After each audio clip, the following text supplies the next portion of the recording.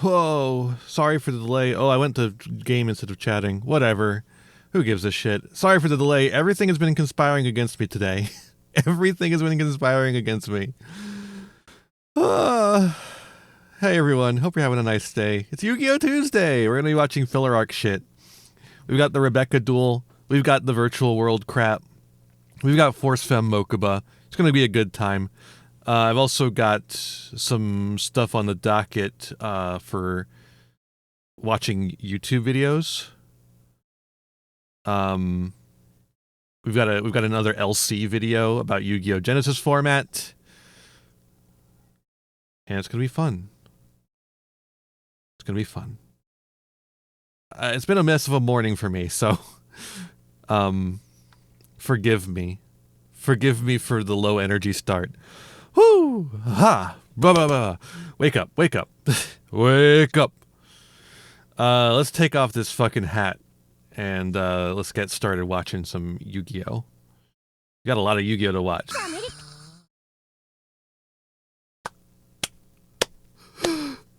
Yes! Yes! Yes!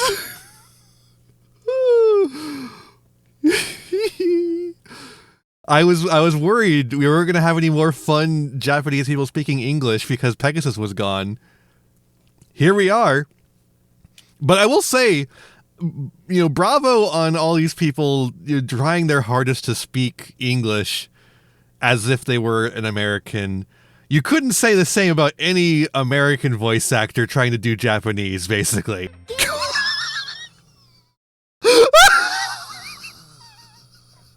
Can I get another go on that one?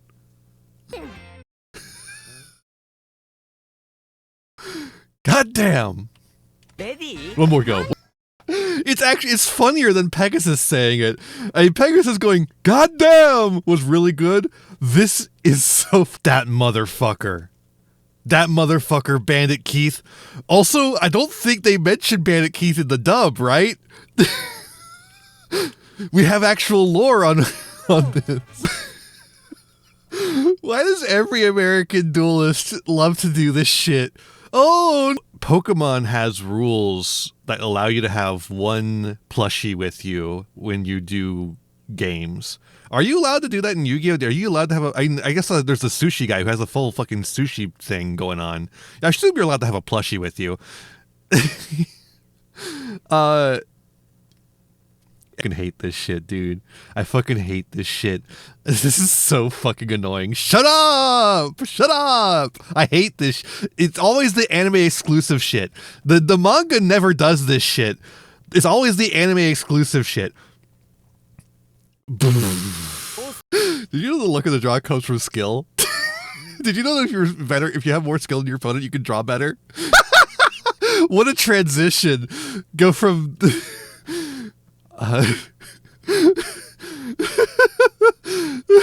the real friendship is the people we met along the way. What? Kaiba fell for Big Five's trap and is stuck in an adventure game.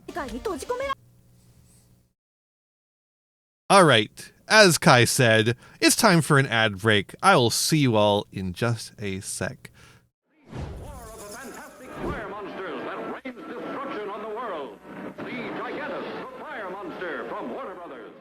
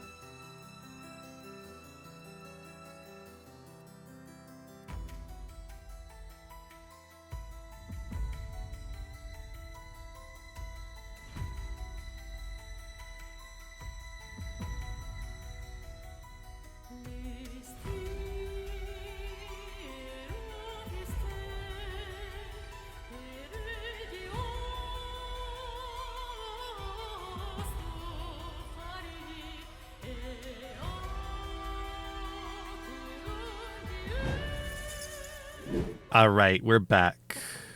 Watch every single monster, and he goes, "You kidnapped us, and instead of instead of taking you to jail, you know what? The subtitle, as usual, the subtitled version of this makes it make a lot more sense than the dubbed version. He actually explained why Kai was going along with this, despite an op game. It just like fried his brain. Like what? What if instead of having the whole game there attached, it literally just was like an electric shock? Hey, you can't direct attack yet. This isn't Battle City. You can't do that. Kaiba refuses to summon his most powerful monster, because Yugi told him to. It's like, shut up! I don't care. Shut up. They declare an attack before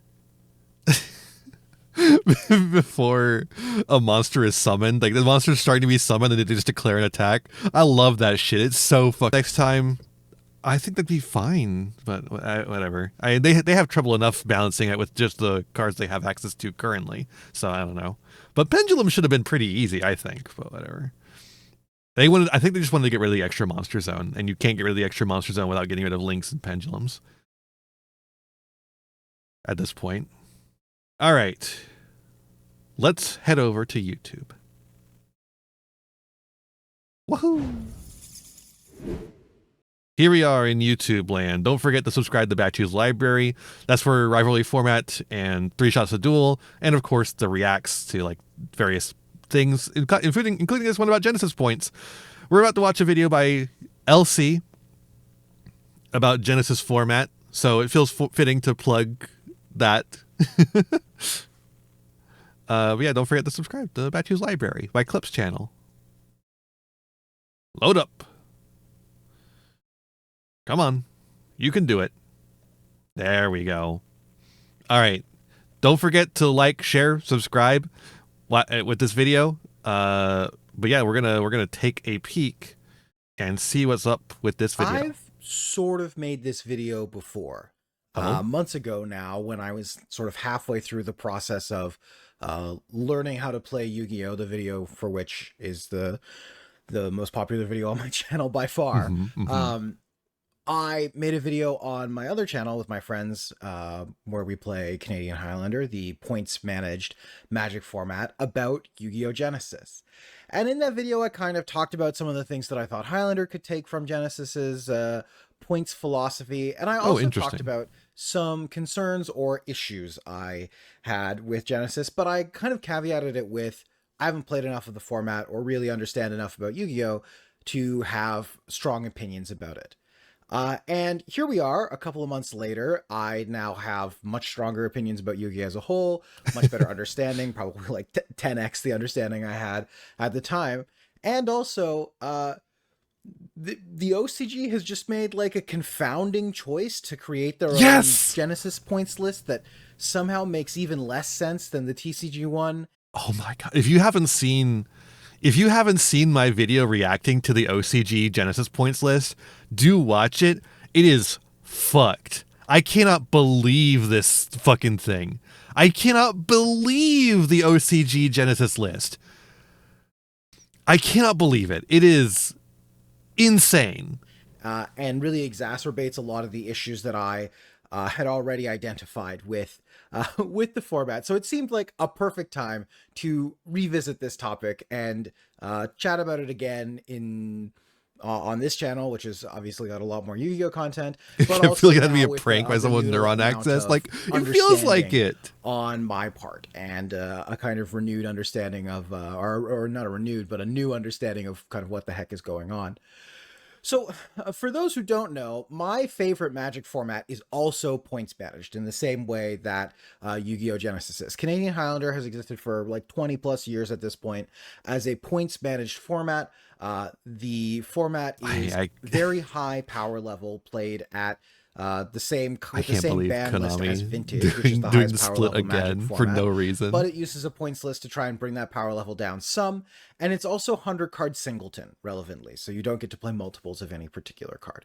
Yeah, so that's the Highlander Genesis part of the actually Canadian was Highlander. my entry point into Yu-Gi-Oh! It was the thing that I was most excited about when I decided to start playing, and as a result, I've kept up with the format as much as possible. I watch games. That's the thing about Genesis format, right? you could only keep up with it as much as possible. For one, there's not even really a solidified meta.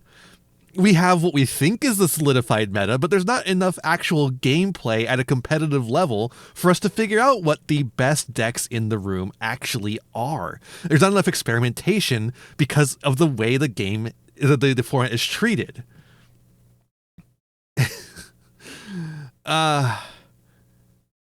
But, you know, then you also have just like everything else involving games I have played a little bit. I haven't delved like head like on just like in yet. I've like been playing Exorcist. Like,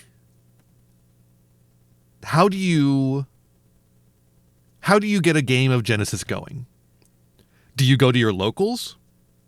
I mean, that's the easiest way, right? Does your locals run Genesis? Mine doesn't. I only have one locals near me. They don't run Genesis. What am I supposed to do? I can't play Genesis. I have to go online. I have to go over here to fucking Dueling Nexus, because if you try and get a game going in Yu-Gi-Oh! Omega, you're going to be sitting there for a fucking hour with no one playing, because nobody's playing Genesis format in Omega. 5 people are playing on Dueling Book, and like 3 people are playing on Dueling Nexus. You can't, if you don't have a locals that runs Genesis format, it is fucking impossible to get any Genesis games going. So you could only keep up with Genesis up to a certain point. They need to put Genesis in Master Duel, but unfortunately they're probably going to put the OCG list in there, or just like another list that's even worse than that. Biggest thing is just need to hit critical mass. I feel like Konami does see something in it, but they don't have enough incentives to make locals go for it, which is like what they really need to do. They really need to incentivize locals to actually run Genesis. Online, like it's fun. But yeah, I think the Genesis seems really sweet, but very clearly the format is struggling to pick up big interest, at least in the like content creation space. There's clearly just they like, should put every card in the game to 10 points. True. The format, I know. It would actually be kind of interesting if the format was like every card in the game was at least 1 point, and then like from there you decide. That'd be kind of an interesting experiment. I don't know if it'd be any good, but it would be interesting. Many content creators who were initially potentially somewhat excited about the format have, you know, quite publicly announced that they are not engaging with the format anymore. So clearly there are some issues. You could say Farfa. You could just say Farfa. And some things going on with Genesis that have made it kind of like fail to stick the landing. I know that in the coming weeks we have the first couple of really big Genesis events coming up at YCSs, and with any luck that will maybe renew some interest in the format. I think that is another thing. It's been a while since we've had like an actual Genesis event. When was the last one we like had? Let's run over to my old friend Yu-Gi-Oh! Pro deck, because I haven't heard anything. Tournament breakdowns, tournament filter, format Genesis. May 18th. I guess yesterday there was a WCQ Genesis event.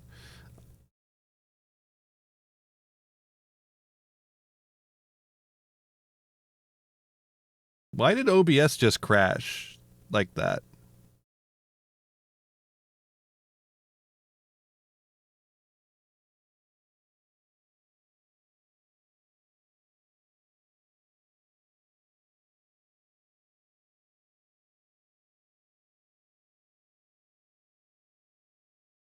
It's not just that, it's also the VTuber. Okay. That reconnection is successful. Are we back? My VTuber is not back. What's going on here?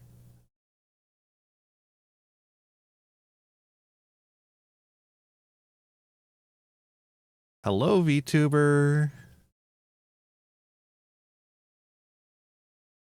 There we go.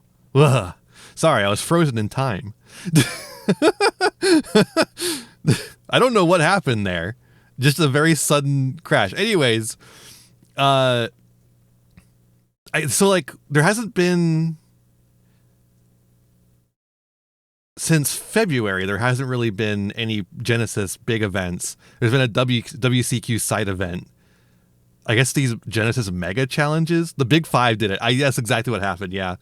The big five cheated and froze me. Metagame standpoint wise, it's fine right now. There's nothing wrong with the Genesis format from a metagame standpoint. I think Cool 2 needs to die per se, but there are some other issues with the format that I wanted to highlight here and talk about.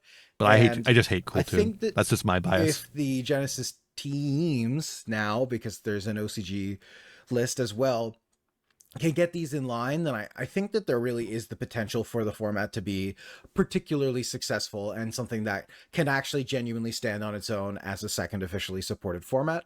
But currently there are a bunch of things going on that, as I say, are kind of confounding to me, and I'd like to talk about those today. So let's talk about the first thing. And I've talked about this on the channel before, but one of the really key things when... It's funny, I make fun of Farfa's like unscripted video essay things a lot. I feel like these, I don't know for sure, but it seems like this is unscripted as well. Either if it's scripted, then Elsie's just really good at kind of making it feel more off the cuff. But he actually has like really good analysis and maintaining of topic as compared to Farfa's videos. Oracle, thank you for the raid. Welcome, Raiders. We're watching a video about Genesis format and how it needs to pick a format identity. I hope you had a good stream. We're just chilling. Designing it's Yu-Gi-Oh Tuesday. Is identifying format. How was your stream? What is this format Deadlock going to be about? Did you lock any deads? You can look at historical examples, right? Like we know that the advanced format is about comboing your opponent into the wall. Very powerful. Games are short, and that's an acknowledged kind of set of rules of engagement that everyone who's entering into that format understands and plays with. In the same way, in Magic's format, in Magic's formats, in Standard, you are expecting lower power, lower card pool, ideally simpler, less complex format. Something like Legacy or Modern, like they're going to be more efficient, they're going to be faster, they're probably going to be more complex, and you know that you're signing up for that going in. And there are card choices with the ban list that help inform what the identity of that format is. And this is, I think, the really important thing that I wanted to key in on early, is that staples are typically what you're going to use to define the format's identity. So to go back to Canadian Highlander, my favorite format, one of the things that's important to note is like there are cards in that format that are power level outliers that are allowed to remain unpointed because we accept that they are a key portion of what the format is like, and we don't want to just make changes based on play rates. A really obvious example of this is like, it's about fun instead of, play rate, right? We would never put points on fetch lands despite them appearing in 100% of decks,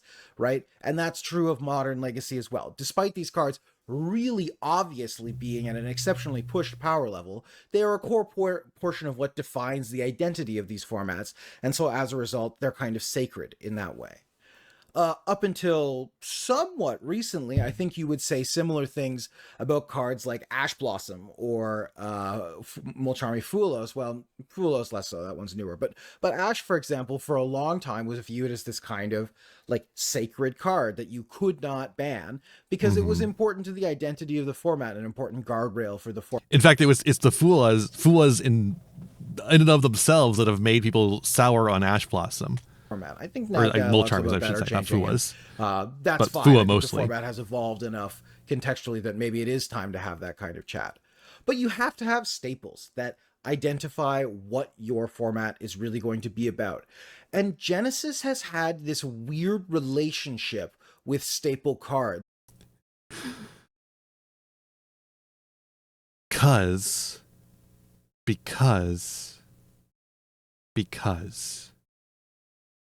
the staples in Genesis fucking suck. This is what it goes back to my point earlier, where Genesis format hasn't had enough testing. I feel like people have not really labbed out the format to the degree that they need to. DD Crow is on the borderline for me, but shit like Skullmeister, stuff that people are running because it is free, I think sometimes you would be better off just playing either more engine or like board breakers. Legitimately, sometimes the stuff that people are running as just like free non-engine is so terribly bad. It's like you're just hand looping yourself. I don't think Skullmeister is actually worth running ever. Legitimately. DD Crow, that's a little bit more of a question in my mind. DD Crow is a lot better of a card. But even then, I'm like, But for one point, where in particular they have seemed unwilling God to forbid allow 6 points. players to just find what the best non-engine is that is free and let them play it. The really obvious one you can point to is on the last points change, where cards like Ultimate Slayer and DD Crow went on the points list at 1. Stupid. I think it's so fucking stupid to do and this to me is like the height of unnecessary from my perspective. The Correct. realistic question for me that you have to ask is, do cards like Dark Hole, like cards like DD Crow, cards like Cosmic Cyclone existing in the format fundamentally make the format better or worse? And the answer is all the ones that he mentioned make the format better. And I think you would be pretty hard pressed to find someone who was going to argue that any of those cards had adverse impact on metagame diversity in a way that assigning a single point to them would fix. The one card that I think you can like maybe make an argument for is Ultimate Slayer, that maybe that effect is slightly outside. The thing with Ultimate Slayer is that Ultimate Slayer does not need points. The only thing you should point when it comes to Ultimate Slayer is the monsters you send for Ultimate Slayer. I think the monsters you send are what makes Ultimate Slayer powerful. Point those. The bounds of what we want to have available for free in Genesis. And I know that the other complaint that was raised as a result of these is that these were so good that they created this kind of standard sideboard that people... That's good. Every fucking card game has a standard sideboard. You could argue whether the sideboard needs to exist if that's the case, but every single card game has staples. Every single card game, because it is impossible to perfectly balance all staples. We're playing like about 9 of these cards, you know, maybe they weren't playing every single one of them, but they were playing most of them in their sideboard because they were just the best in slot things to be doing. And at a certain point, you just have to accept, in my mind, that there are going to be best in slot things to do. Yes! And it's more about defining where the guardrails are going to be than it is about just... Like, here's another... Okay, let me just fucking pull up... I actually still have it up, it looks like. If we go through... let's see, Redoer. Redoer is a great example of this. Time Thief Redoer is oftentimes the best in slot rank 4 piece, like a rank 4 end board piece. It is not a particularly strong card, but in a limited format, it is a pretty decent card. Oftentimes the best thing you could be doing with just 2 random 4s on the field. Does that mean it needs to be 5 points? No, because Redoer is exactly where you want the format to be. It's crazy to me. Abjectly pointing the cards that are getting played the most, which is what choice has been made here, and I don't think makes a ton of sense. Conversely, I don't think, or not conversely, but like I don't think that adding 1 point to DD Crow fundamentally helps I make a more clear-cut format identity. It's largely just change for the sake of change. Change because people are playing the card, so you must put points on card because your data says so.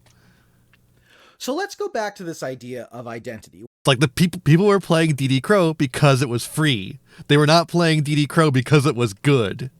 What is Genesis's identity allegedly?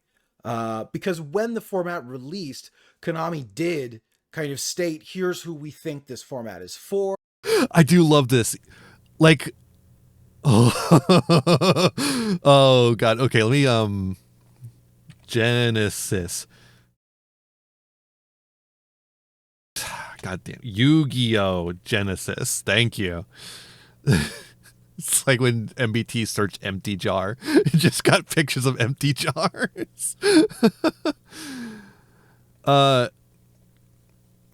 You go back to like, for one, like you go back through these and it's just all points updates or just like tournament summaries. You go back to the first stuff though, and there was a bunch of things about like, what is this system about? Here's what we're all about. And then everything they said about what the format's all about, they just fucking dropped.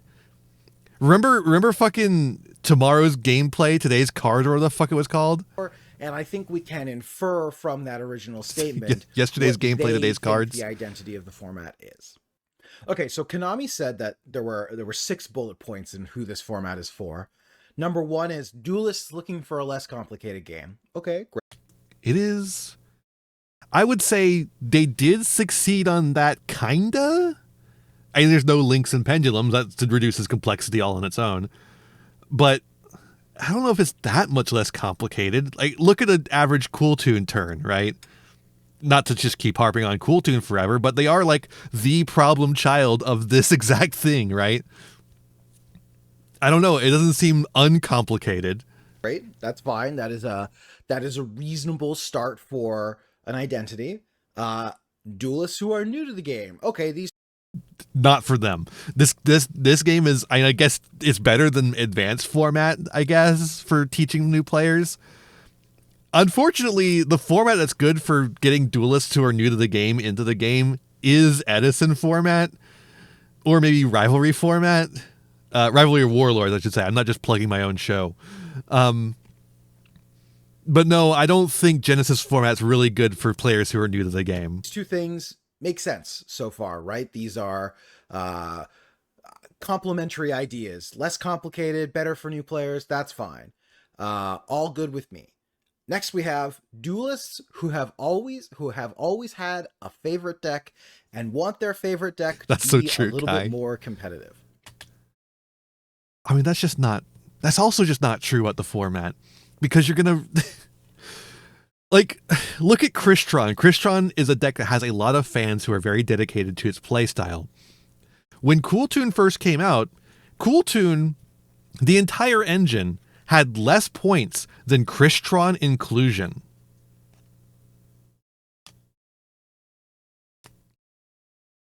So if your deck falls under certain categories where the devs hit it way too hard and the first draft of the of the points list, you don't get to play your favorite deck. You don't. This feels a little hard to promise. Don't know if you've ever played against Crystron. What if your favorite deck? Because it's never been good. I don't know. Let's use a weird example here. That's not entirely true.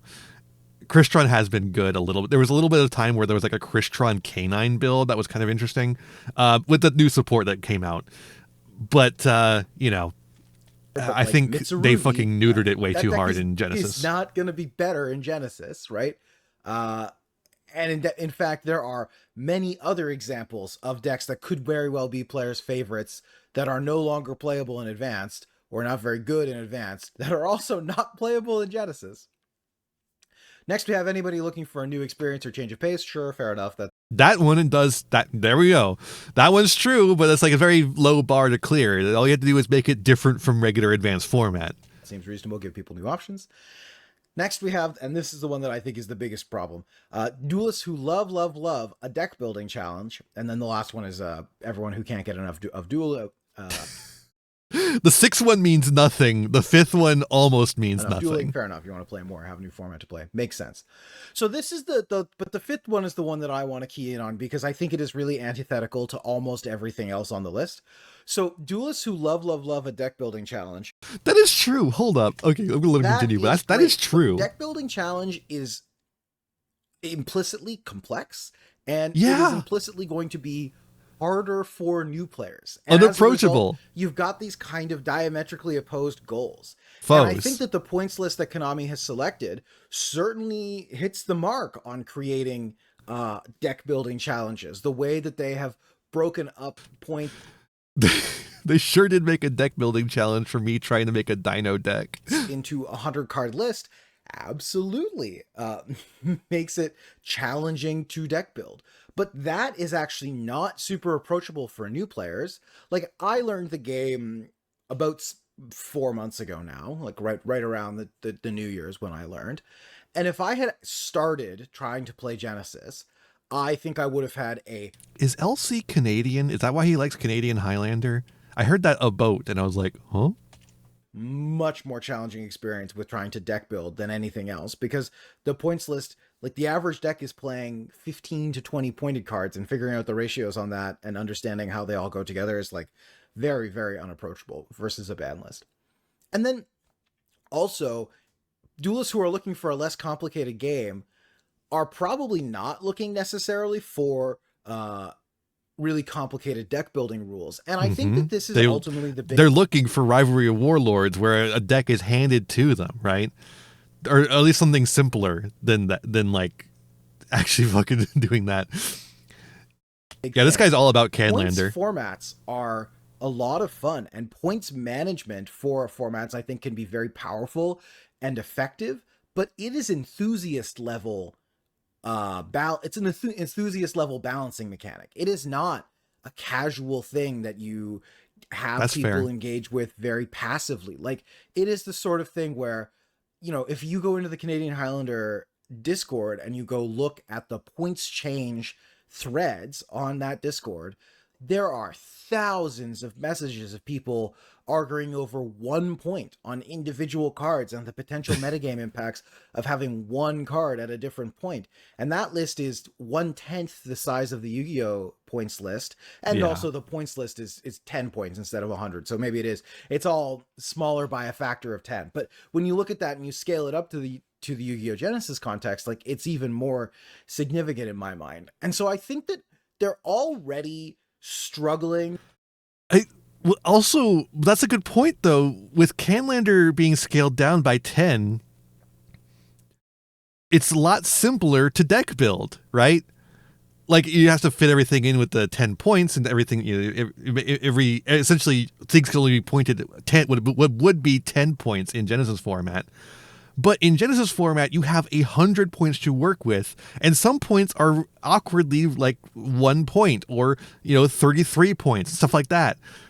So it makes it even more of a deck building challenge or puzzle to put all the points together that you want in a deck, right? It is supremely unapproachable.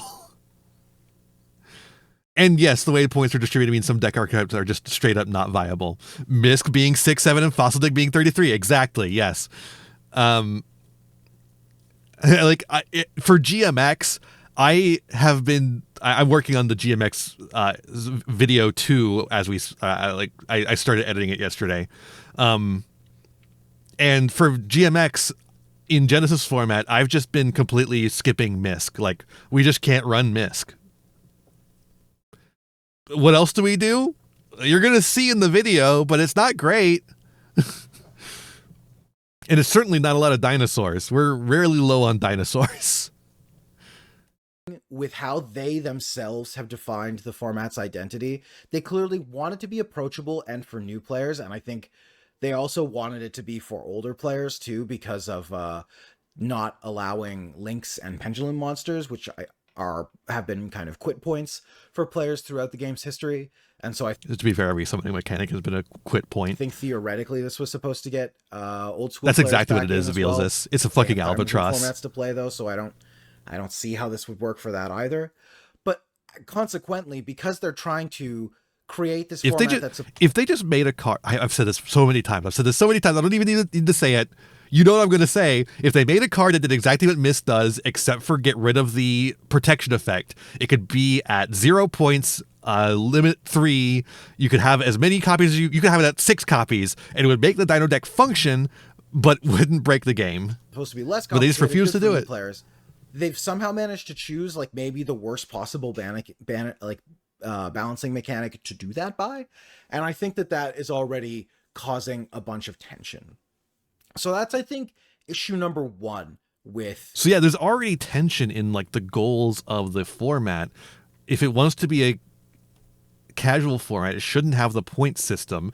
If it wants to be a enthusiast system, it shouldn't be pandering to people who want a simpler format. with Genesis and why it's struggling is that it is struggling with format identity. And in that regard, interestingly, I actually think the OCG changes are more sane than they maybe initially looked.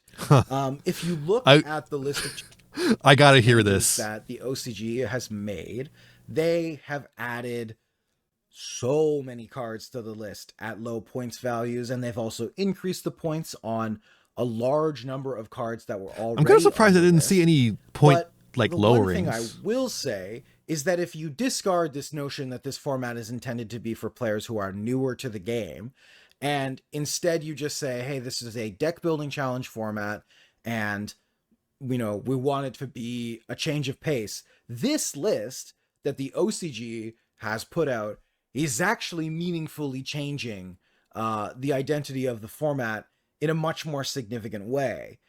I don't think that it's necessarily being done in a way that is the most approachable for other people, but they are very clearly or good trying to drastically lower the average power level of the I wouldn't even say that. It's not drastically lowering the power level of the average deck. It's drastically lowering the power level of some decks, completely skipping over other decks, and then also randomly hitting fucking Stardust Dragon and Black Rose Dragon. It's hitting the things that it's hitting just don't make any goddamn sense. Already power outlier decks. They're trying to force people to come up with new strategies. Dragon Maid hits, for instance. Why are there Dragon Maid hits? I'm just redoing the hits from the video I made. You could just watch this video to really go over it. But like, I think this is one part I'm going to disagree here. I think the hits in this list don't even make sense from that standpoint, because like some of them do, but some of them don't, right? I do think it's funny, like anecdotally, I went and counted a couple of things. I'm looking right now. Like, obviously, Exo Sister has been a playable archetype in the format the whole time it's been around, and it won't just be completely in the kills OCG it anymore, because if you want to play one of every name, it's already 101.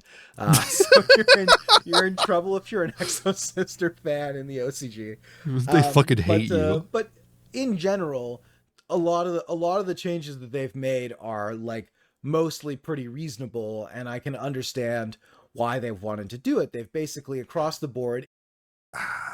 I think this is a take you could only have if you're not as familiar with with some of the cards that are being hit. Like, I think this is not to say that he doesn't have enough knowledge of Yu-Gi-Oh. He probably has plenty of knowledge, but I think if you look through this list and you think that, it's just like, I don't know, like, where's the fucking, here, let me just search. 3 points to every Dragon Maid. I guess not every Dragon Maid is on here, but like that's crazy, right? Chamber, the 3, kitchen, parlor, house, hospitality. Why? What was Dragon Maid doing that required this? But then,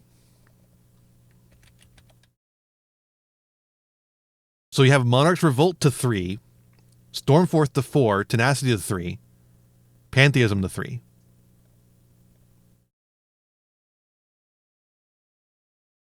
Monarch's one of the best decks in the format. Probably the best deck in the format. Has just as many hits as Dragon Maid. Less hits? I think less hits than Dragon Maid. Like, I think that kind of take only comes from someone who's not super familiar with every single card in the format like us fucking obsessed assholes are.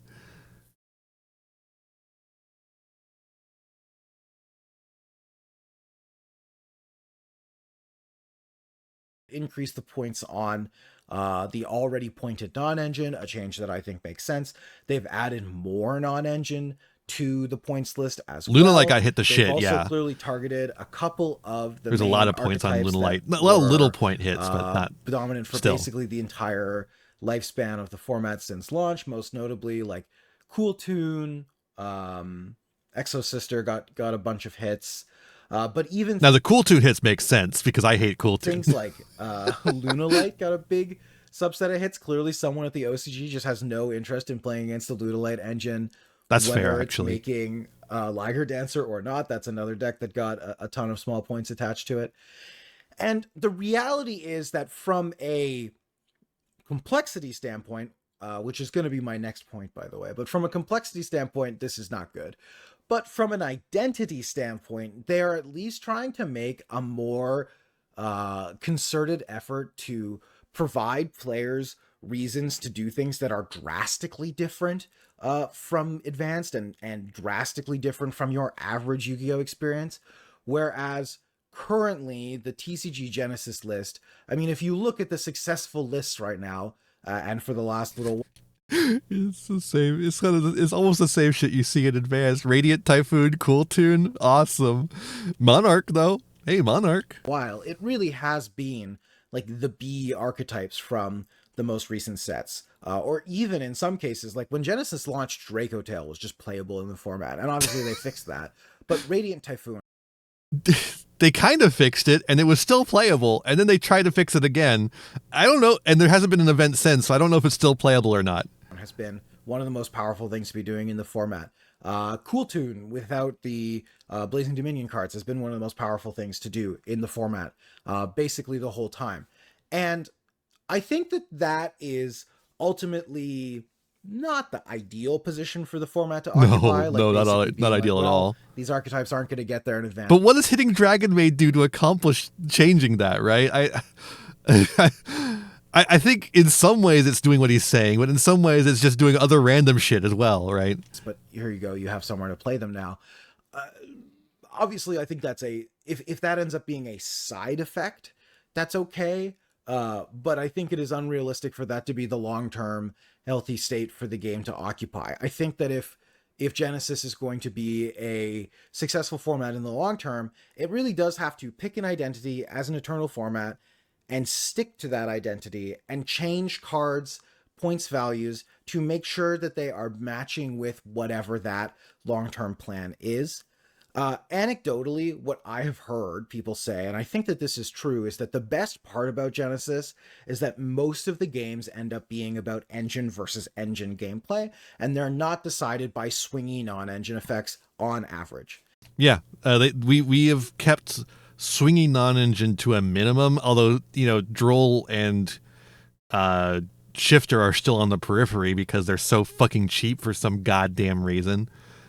But I think that's one of the biggest strengths of Genesis format, despite everything I have criticizing it, is that it is about the fucking actual card game you are playing rather than what's in your hand. And I think that kind of framing of what the format should look like is the ideal identity. We say, okay, we want to keep generic non-engine in check. We want it to be less powerful. I would actually even be in favor of having generic engine cards be cheaper. I think that it would be kind of fun to reduce the overall power level. Yeah, just reduce the power level of the end board, make the other stuff cheaper. That's what I've been saying.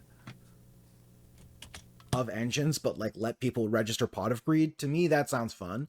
I think 30 is too high for that card. Like let my pot go.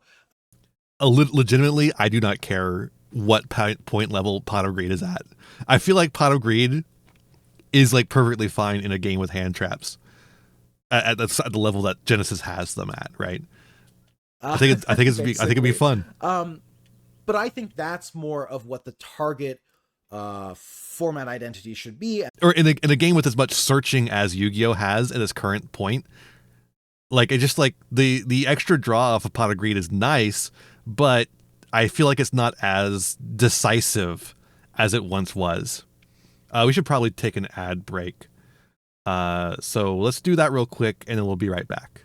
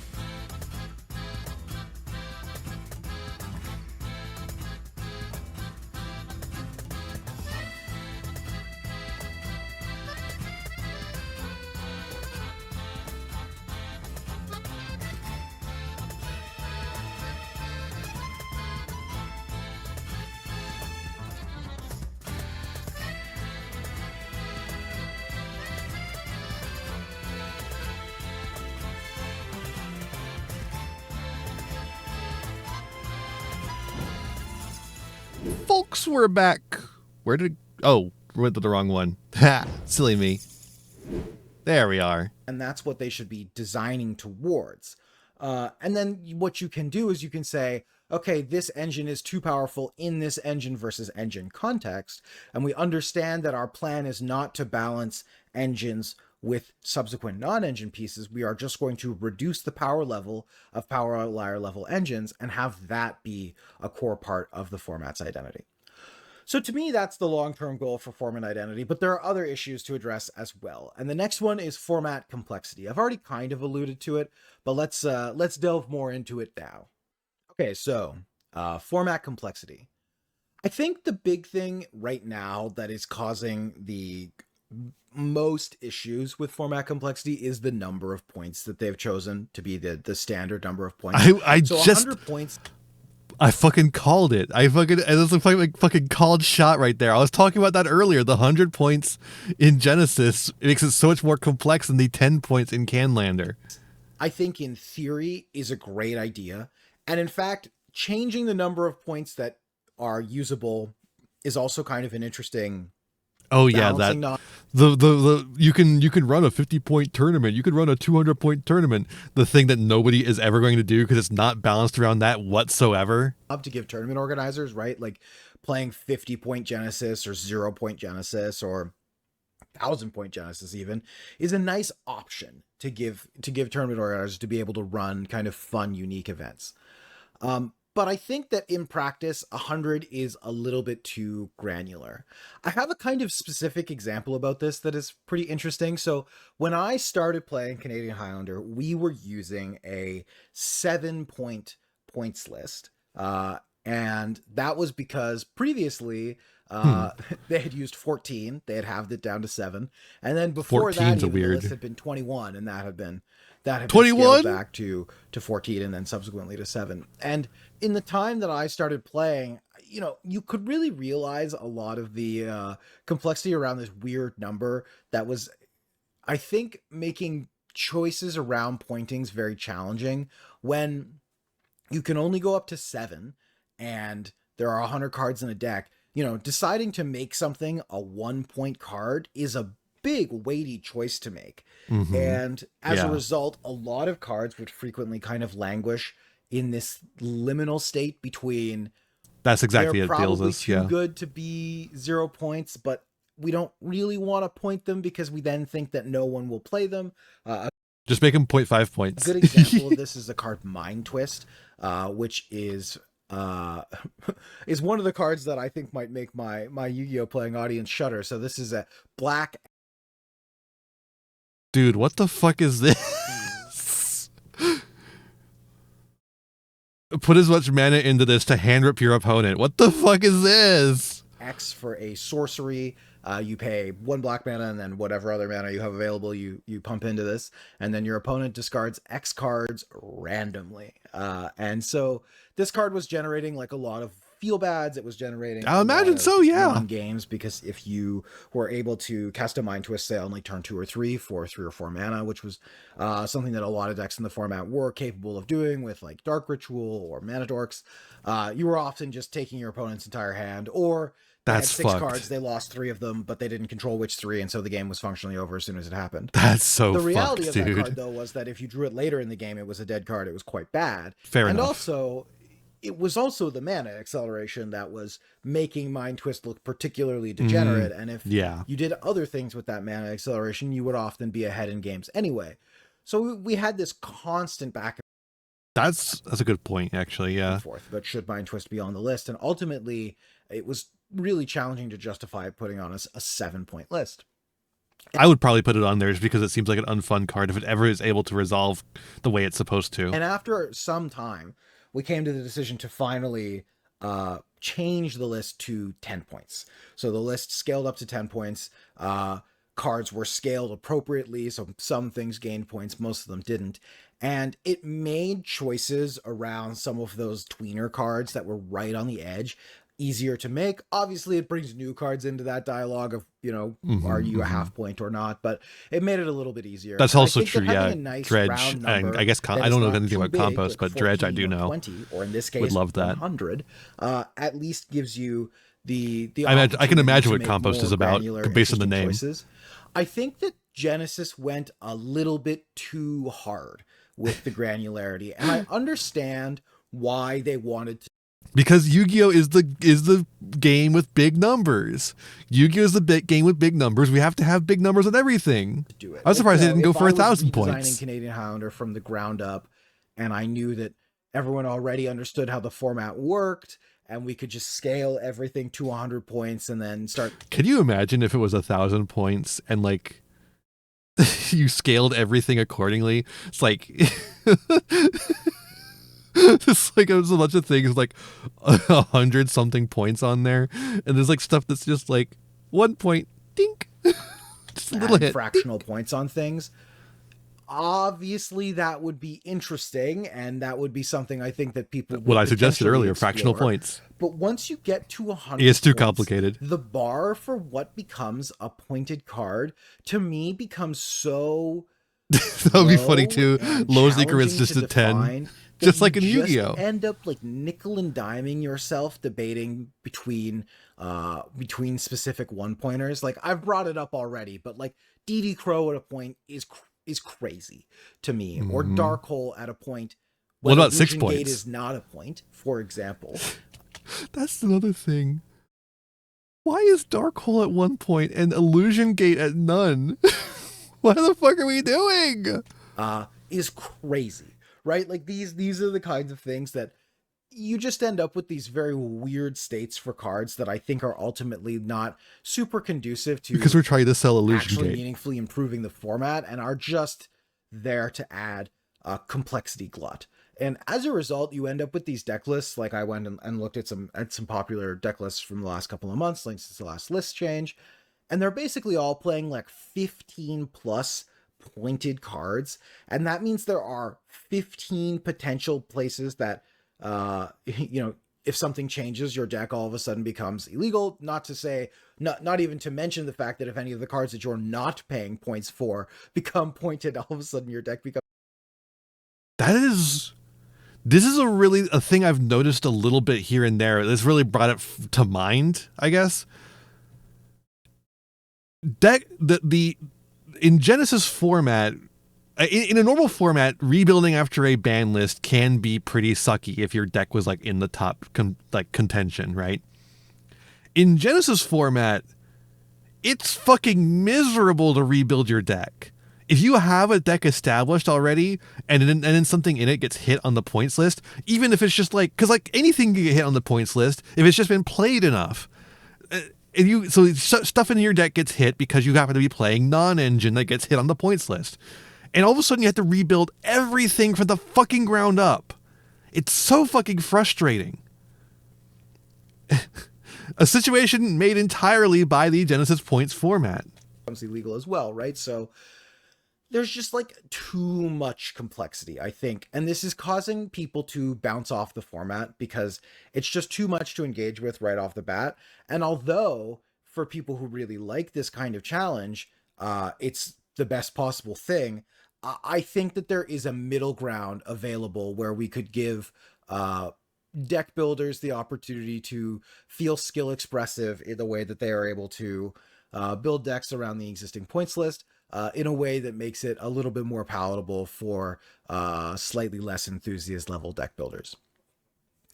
Additionally, I think a lot of the complexity in this format is related to the fact that once you start to bring in a lot of these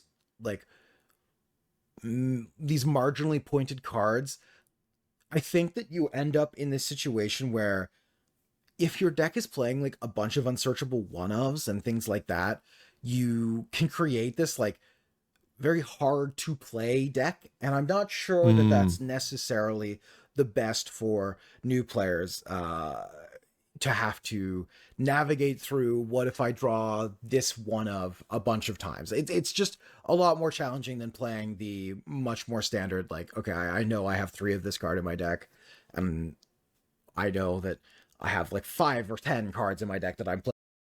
That's a good point, yeah. Because, like, with the way the format is, you can run an engine that is really heavily for instance, Ryziel. Ryziel is insanely pointed. To run a Ryziel engine costs like, I think 90 points. It's like most of your points, and it's one of each copy of the card, of each copy of the important cards, I should say. And so if you do run that engine, which you can, it's a fun engine. It's a decent engine that gets you just a bunch of rank 4 guys on the field. What you are doing is you're saying, well, every time I draw into a Ryziel card, my combo completely changes. Like, my combo is entirely different every time I draw into a Ryziel card. But because I can only run one of them because of the points list, what you're ending up with is like, well, in the off chance I draw one, I have to learn an entirely different combo, which is a problem. It can be a problem. Playing 3 of, and so as a result, the moving pieces are a little bit. If you're trying to make a simplified like Yu-Gi-Oh, right? Genesis deck is playing a lot more like just random one-offs and things like that I think make managing, learning the format a bit more complicated in a way that is. LC is just so fucking smart is the problem. For sure. LC, if you ever watch this, we should get together and do something. I would love to do something with you. Resolved relatively quickly with some kind of points refresh. Like if they just took a second, took a beat and said, hey, everyone. Is LC on Blue Sky? I should figure out. 500 cards on a points list is unrealistic. Let's just scale it back a little bit and figure out what we really think are the really core important things. I think that would go a long way in reducing the complexity and potentially giving people a reason to be excited about the format again. Okay, so the last thing that I wanted to talk about with regards to the format is format power level. And this is the thing that I actually think Genesis has hit the nail on the head on mostly the best. I think that when you talk to people and you see people who are engaging with Genesis content, they say, yeah, once you get through the deck building portion, the games are great. And yeah, this, I think, is the thing that Genesis really has to hang its hat on to be successful in the long term, is that if the gameplay is good, eventually you're going to get people converting over. The biggest, I think, and it is good threat to that is a fun format. That you are trying to manage a lower power level format that is still subject to all of the regular release cadence of Yu-Gi-Oh! Yes. And as a result, you have to do things pretty proactively when it comes to pointing new cards coming into the format. In the first video I made about Genesis, I was unsure if they would be willing to do this, and I kind of speculated that the format would be like fundamentally broken a bunch of the time because they would be unwilling to make big swings of points changes right when sets came out. And I will say that I was wrong about that actually. I mean, you're half wrong. Let's say half wrong, because they were willing to make point swings, but were they willing to make dramatic point swings or the point swings that were necessary to limit these things? For the Blazing Dominion, they were. For every other set release up until this point, not really. It took them a while to figure out how hard they had to actually go. The Genesis team, at least in the TCG side, has in general been pretty good about not allowing new archetypes to come into the format at a point value that is too low, and as a result, just making them the best engine by far. A good example of this, right, is like the Blazing Dominion points update, like Rotary, B2B. Yeah, but like the Cool Tune example is only notable because Cool Tune was already good in the format as a new release. Crackle entered at prohibitively high points costs. So that's good. They were able to make sure that wasn't going to upend the format immediately on launch. But at the same time, you are playing this weird game with their points list and with the format's power level, where even though you have this points list that is intended to maintain balance and allow interesting deck building decisions and allow players to still play decks that they like that maybe aren't powerful anymore, I do think you sometimes run into this issue of like the points list feeling a lot like a ban list. For example, like Cool Tune Crackle comes in at 70.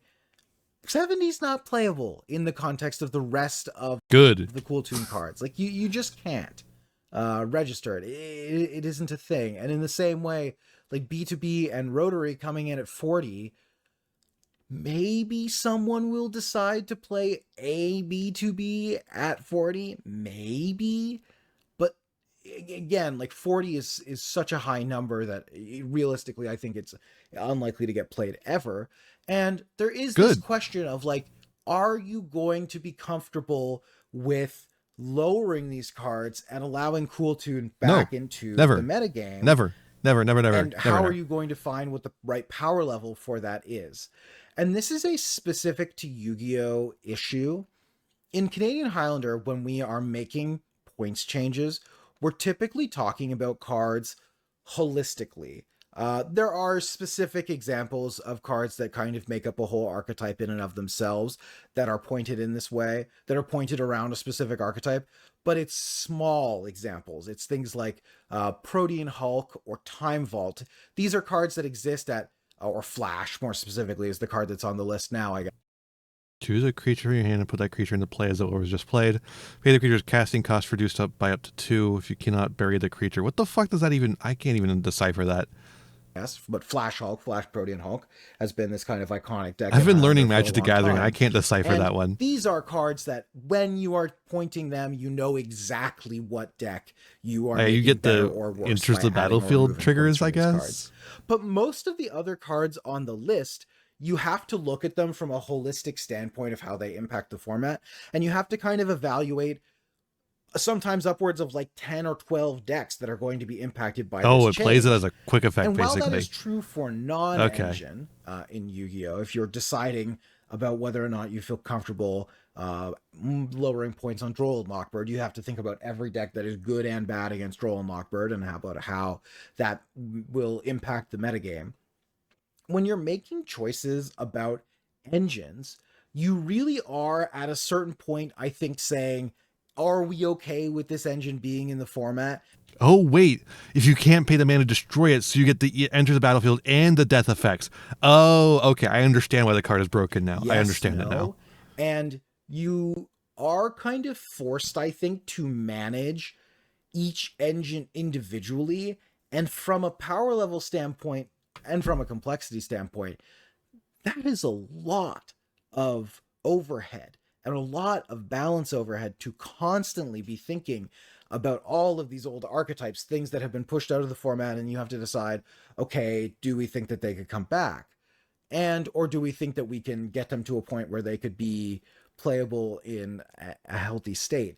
And in that regard, I worry about the power level of the format long term, and that it will just kind of devolve into, well, we have these archetypes that were playable.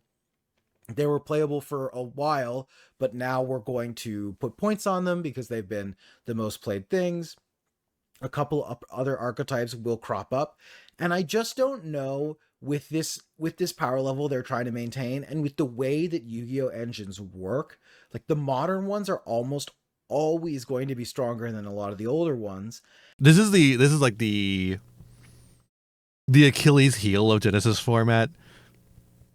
It is fundamentally impossible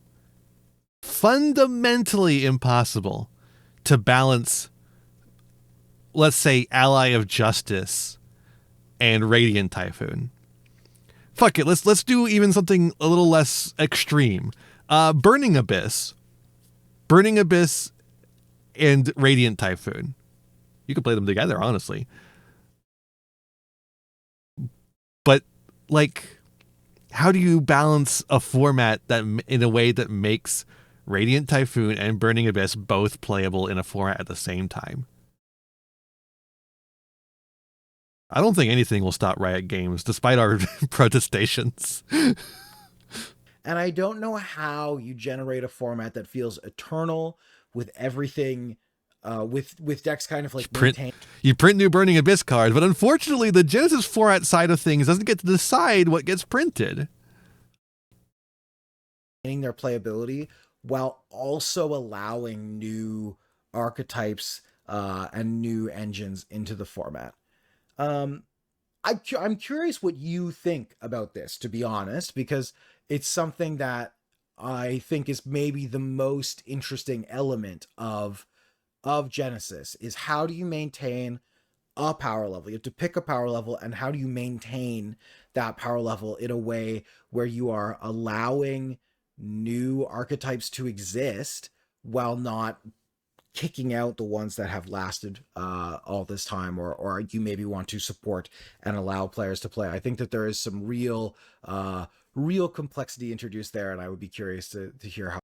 And this is actually a problem we ran into with Rivalry format. If you've seen the first episode of Rivalry format, or you're there for the stream, you know, I have a specific vision for how I want Rivalry format to look like. I want it to, the pre-constructed decks really help with that. It allows us to very specifically determine what is allowed and what isn't allowed without having to make a giant ban list or points list.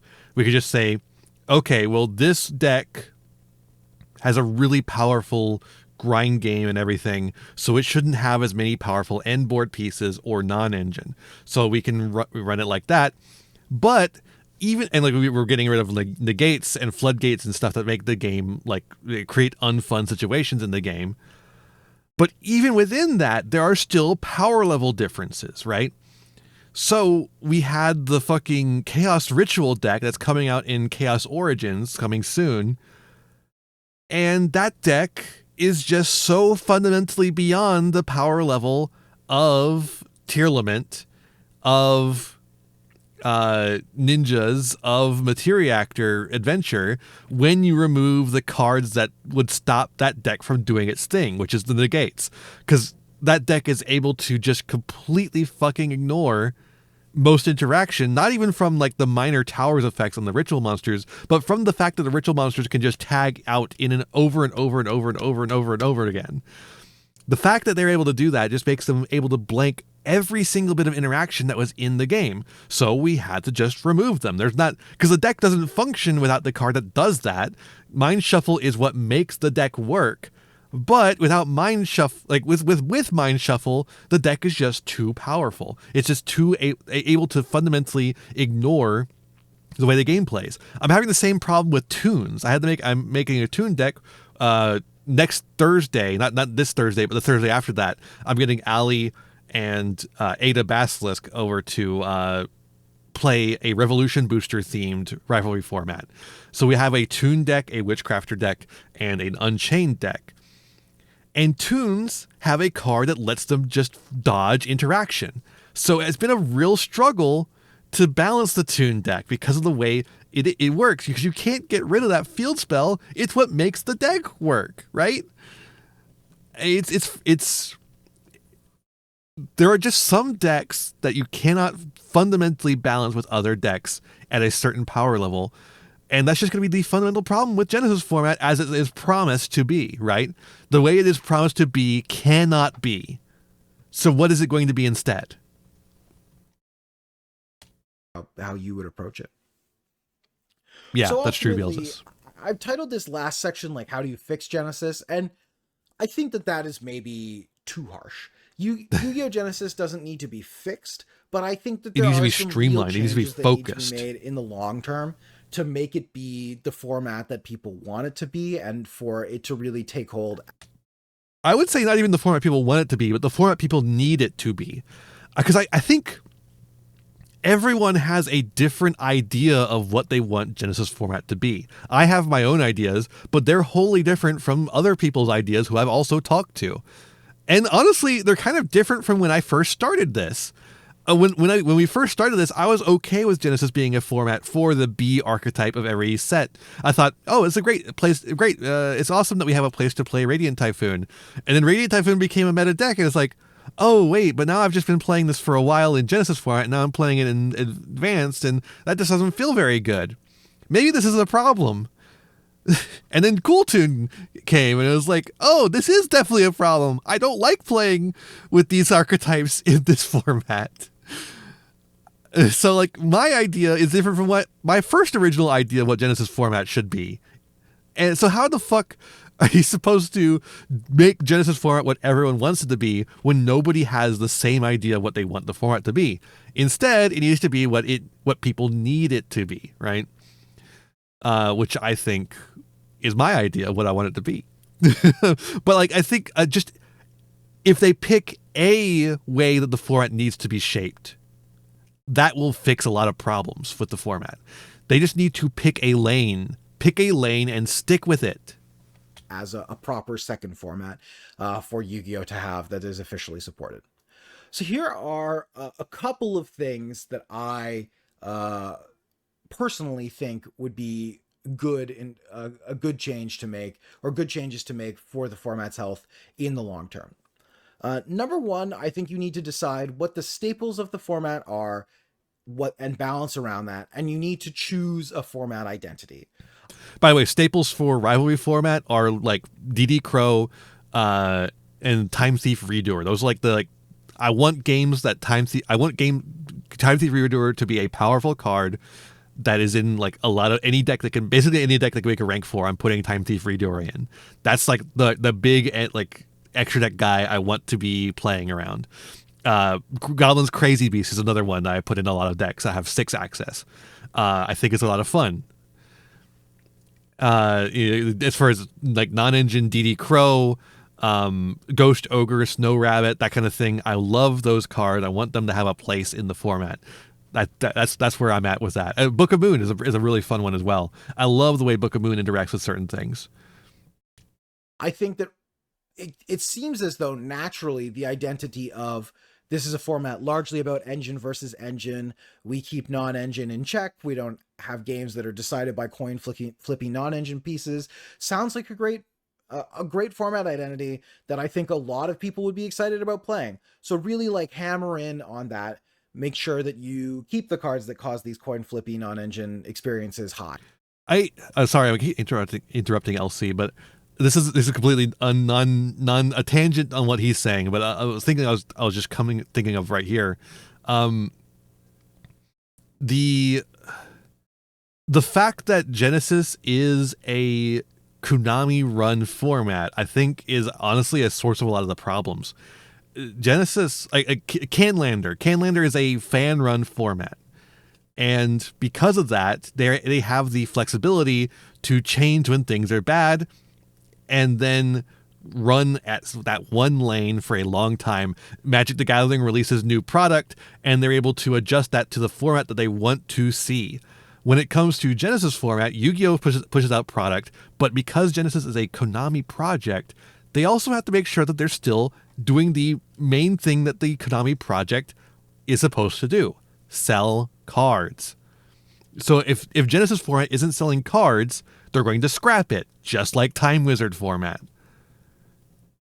And I think that is going to be a thorn in the side of Genesis format for as long as it exists. The fact that it is a company-led initiative.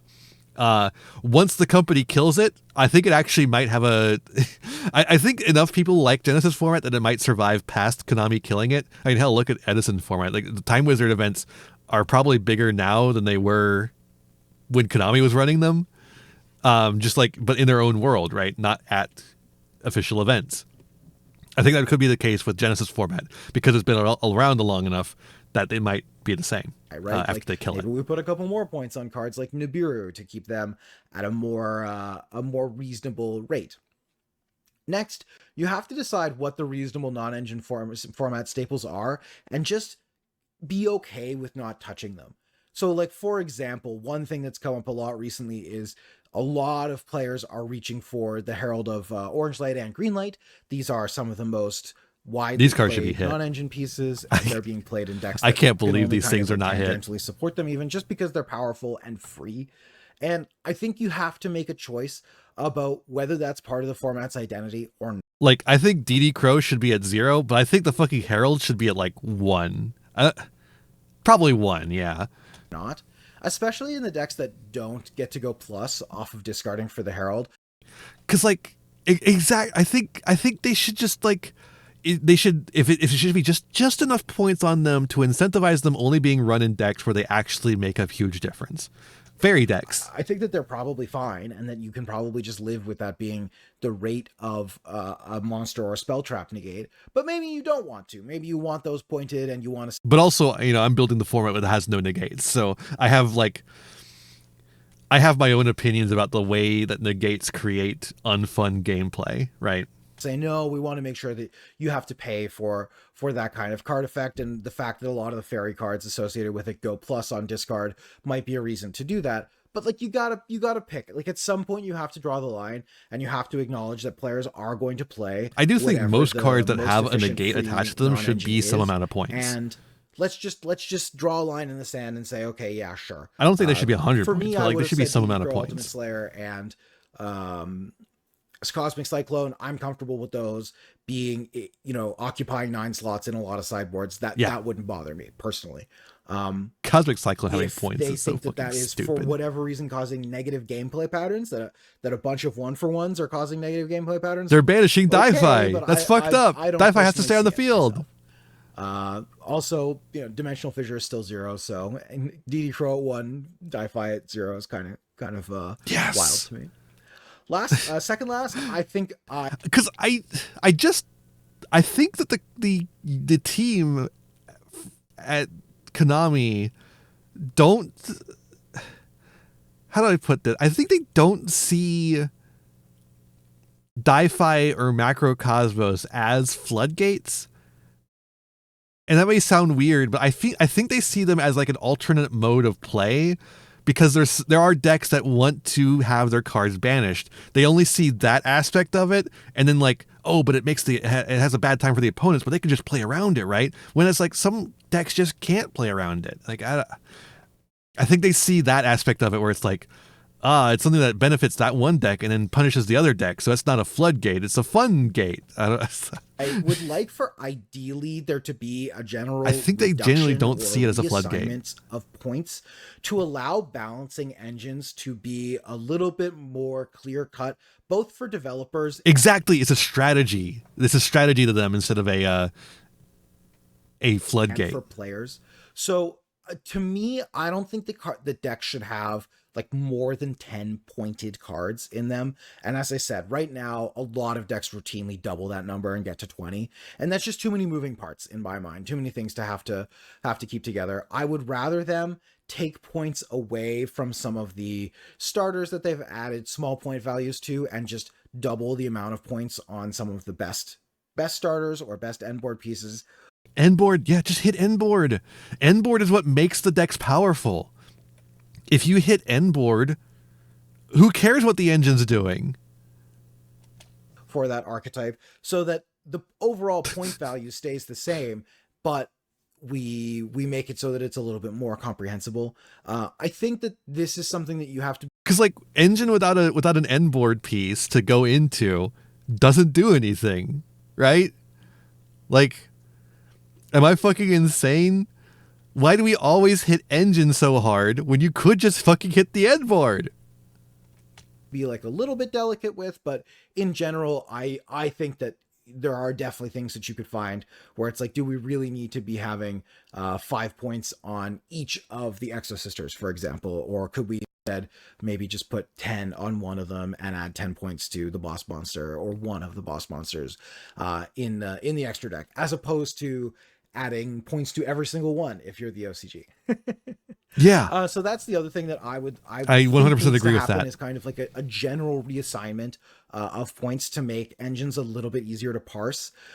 You do run a risk in doing this. I think if you miss on some of this reassignment, you could allow people to play like too many engines together. But ultimately, I think that's cool. I'm going to be the first to say it. I think decks with a shit ton of engines in them that do dog shit nothing are cool. Fuck you. I don't think that that's a huge issue, because you can target bridges between engines really aggressively on the points list as a way to say, hey, we're comfortable. Also, what bridges are there in Genesis format between engines? I guess you can go into in a rank 4 engine, you can go into a rank 4 deck, you can go into the King of the Swamp, not King of the Swamp, King of the Feral Imps, and get to the Mitsurugi stuff. But Mitsurugi's always been a problem for that kind of thing. Without link monsters, a large portion of the bridges don't exist anymore. The genericness of link monsters is what makes bridging such a thing in advanced format, right? So I don't think you have to worry about it as much in Genesis format. With this engine existing, You could just hit and we're shit comfortable like with this King of the engine Pharaoh existing, Imps but or, we will you know, not allow Gallant your links Granite. between them. And I think that that's one of the powers of the points list, is that you don't potentially just hit the necessarily endboard pieces. Again, just hit the endboard pieces, and you don't have to worry about people playing a bunch of engines together because they're still not going to come up with anything. They're going to play a bunch of engines together and make like fucking redo or pass. Like what? To be quite so heavy-handed in how you approach attacking individual archetypes. You can just attack the specific cards that make them frustrating in a way that you can't necessarily do on a banned list. And then the last thing I'll say that would be very good for the format in the long term, and this one is like the biggest layup of all time, I don't know why it hasn't happened, is that like, okay, now we have an OCG list. Let's just make a Master Duel Genesis points list and put the format on Master Duel for people to play. Just fucking do it. Half the player base just like can't engage with the format at all. Obviously, because no locals run it. I know that's a bit frustrating, because part of the aspiration with Genesis for a lot of people was that it might be something that would finally start to bridge the gap between TCG, OCG, and Master Duel. And I 100% agree. Yeah, I mean, it should have been one format. Is easily the worst thing about Yu-Gi-Oh, the most frustrating element of Yu-Gi-Oh. But clearly there are people at Konami Japan who want their version of the format balanced differently. They were not, because they can't fucking stand the idea of TCG being in control of something in their territory. They can't fucking stand that idea. They were not rocking with whatever was happening at Konami America with regards to the Genesis list, and they said no, we got to do this. We got to put points on Stardust Dragon. I just have to point out one specific change on this list again. I do love that on the OCG list, Molcharmi Fuelos is now fewer points than Perulia.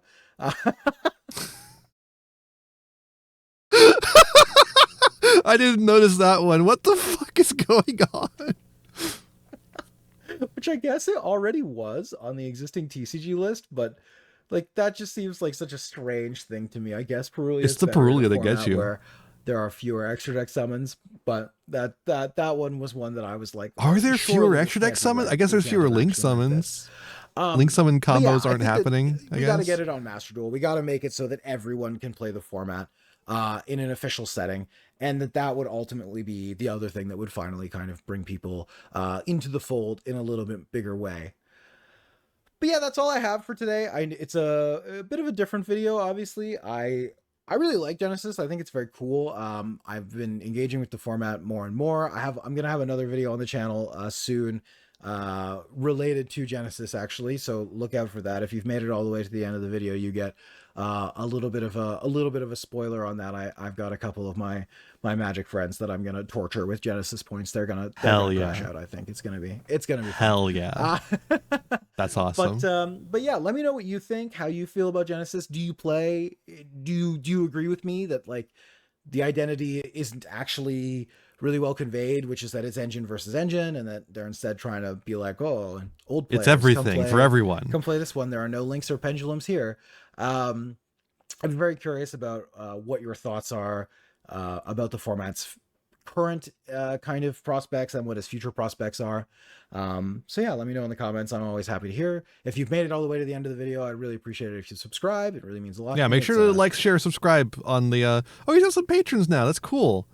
Oh, Eileen. That's awesome.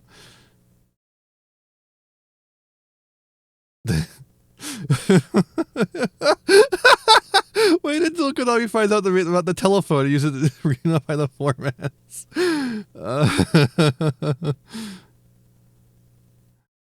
Oh, man. Fucking Peeps and APS in here?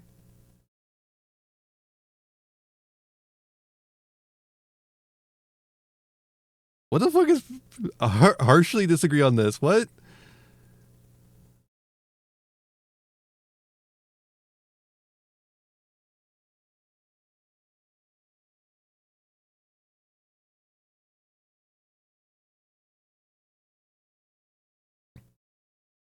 What the fuck? Punishing any strategy that tried to operate out of the graveyard.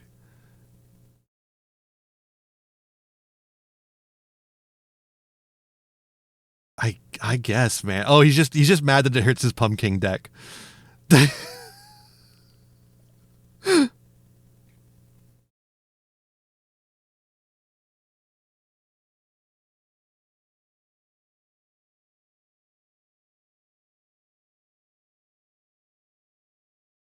He's just mad it hurts the pumpkin deck. I guess, man. I'm sorry that they made the deck bad so that it loses to DD Crow. Well, I don't think that means DD Crow should be a 1-point card. I think they should have made the deck better.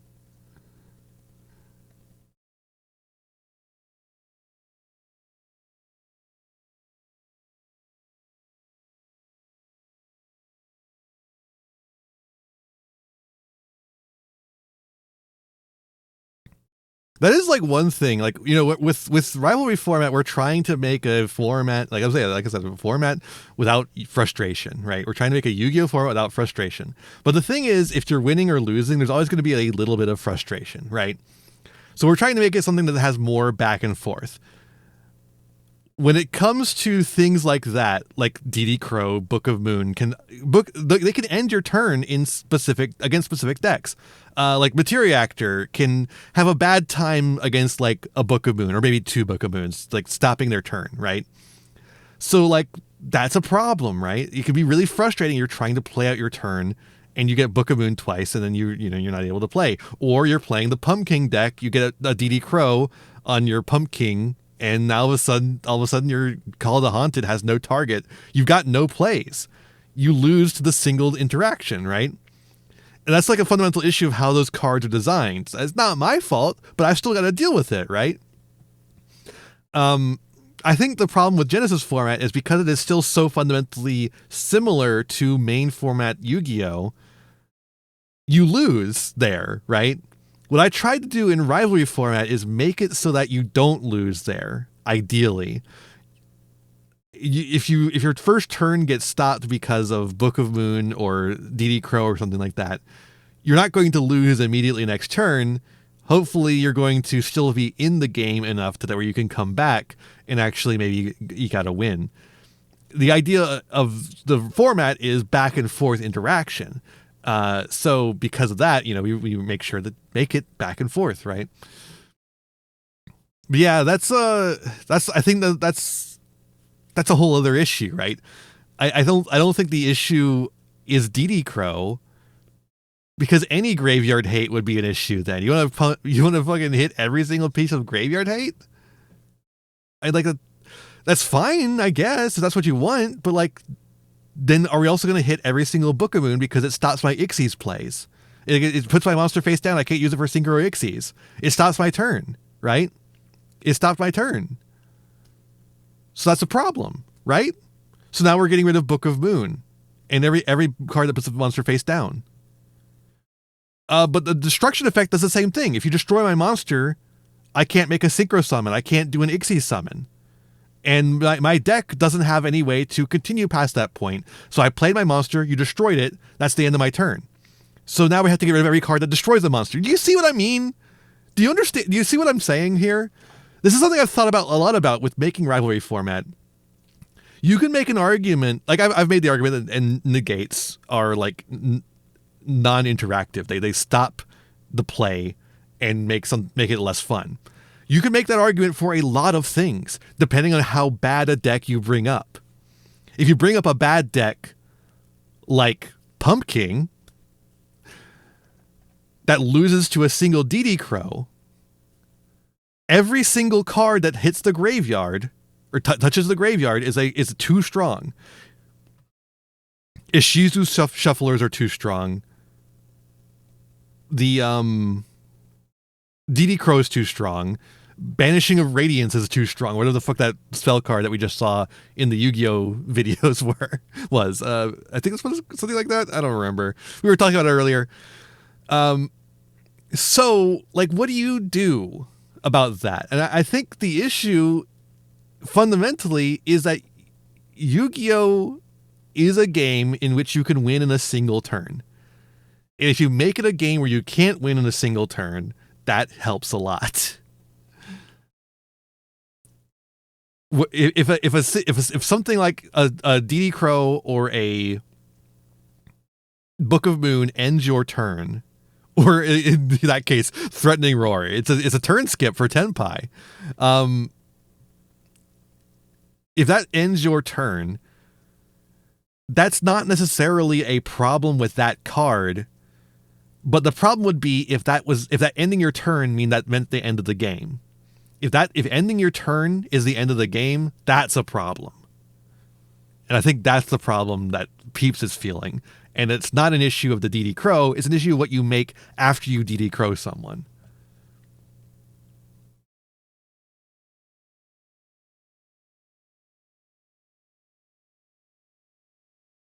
That was actually a lot more out of that than I thought I would get. But it is exactly what I've been thinking about these exact same things in making Rivalry format. And I'm not even balancing every card all at once. I'm just balancing like one deck at a time. And technically like 3 or 4 decks at a time. But that's how I'm feeling. That's like what you still have to think about, right? Because like I was saying, right? We ran a Materiactor deck in that first episode, and we ran a Ninja deck. The Ninja deck had a lot of cards that flip monsters face down. The Materiactor deck had a lot of their monsters flip face down. But because the Ninja deck couldn't win instantaneously, the Materiactor deck was able to get back in there. I don't think it won in the end. I think if I remember correctly, yeah. The Ninja deck did win, which might be still a problem with something where we did adjust the Ninja deck. We got rid of the 3 Maizen, made it with 1 Maizen, so it's not repeatable. But there was a lot of back and forth, though. There was a lot of back and forth, but before we got to the point where Ninja beat the Materiactor deck, instead of it just ending the exact next turn, creating a feels bad moment. Is the TCG testing just like the 4 people we see on the YCS streams? It's possible. But like, I only have, so far for my format, I've only had 4 testers, and I've made a better format than they have.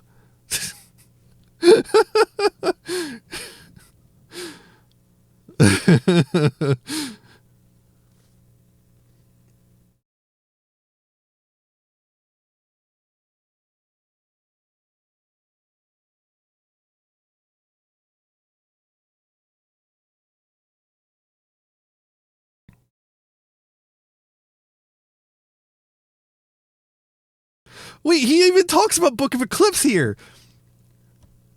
What the fuck? Wait a minute. So, DD Crow at 1 is good because Crow ends my turn in Pumpkin. But Book of Eclipse needs to have less points on it because it ends my opponent's turn when they can't make Ixie's monsters.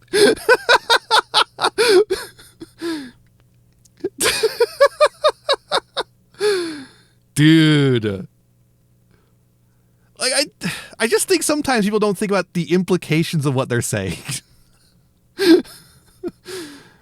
Like, you got to think through the actual theory of what you're talking about and not just what it feels like in the moment, right?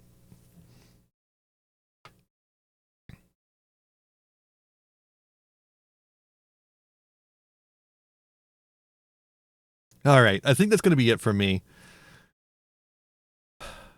We've had a good time here. We watched some filler episodes. We watched some LC. Love watching LC. LC has the great videos. Make sure to subscribe, all that shit. LC just made a follow-up? Really? Oh, this one. Okay, that's fine. We're not going to watch this one right now. That's the one he was talking about at the end there. We're not going to watch this. We might watch this one on a later date, but maybe not now, certainly. All right. Thanks for watching. I hope you enjoyed. I'm going to send you somewhere else. Where am I going to send you? Before I send you, make sure, of course, that you're the wrong fucking exclamation socials. Make sure you're following everywhere on the, use that website, neocities.org. Empireen.neocities.org to find everywhere you can find me. Make sure to subscribe to the Batchoos library because a lot of stuff comes out here, including the Rivalry format videos, which I've been talking so much about recently. I made a cool thumbnail for them. Look at that. You can click on it. You heard of videos? Have you heard of YouTube? All right, I'm gonna send you off somewhere else now. Who am I sending you to? Well, it'd be really funny if we sent you to Peeps after I was just talking shit about Peeps. It'd be really funny if I sent you to Peeps after talking shit. I didn't mean it in a mean way, though. I just think he's wrong. That's all.